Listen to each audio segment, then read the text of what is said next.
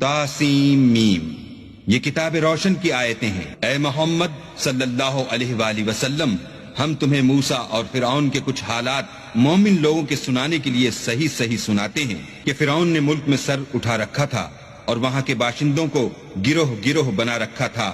ان میں سے ایک گروہ کو یہاں تک کمزور کر دیا تھا کہ ان کے بیٹوں کو ذبح کر ڈالتا اور ان کی لڑکیوں کو زندہ رہنے دیتا۔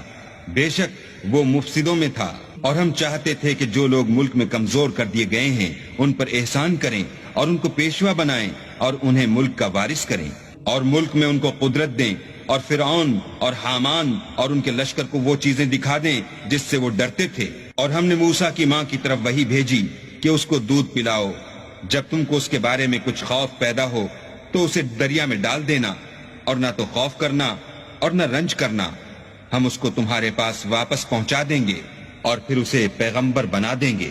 تو فرعون کے لوگوں نے اس کو اٹھا لیا، اس لیے کہ نتیجہ یہ ہونا تھا کہ وہ ان کا دشمن اور ان کے لیے موجب غم ہو۔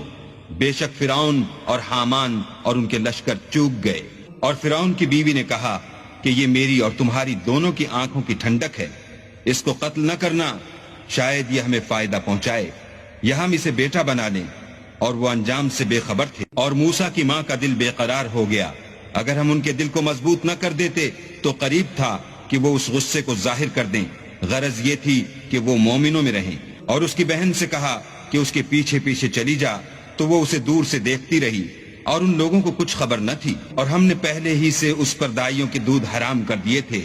تو موسیٰ کی بہن نے کہا کہ میں تمہیں ایسے گھر والے بتاؤں کہ تمہارے لیے اس بچے کو پالیں اور اس کی خیر خواہی سے پرورش کریں۔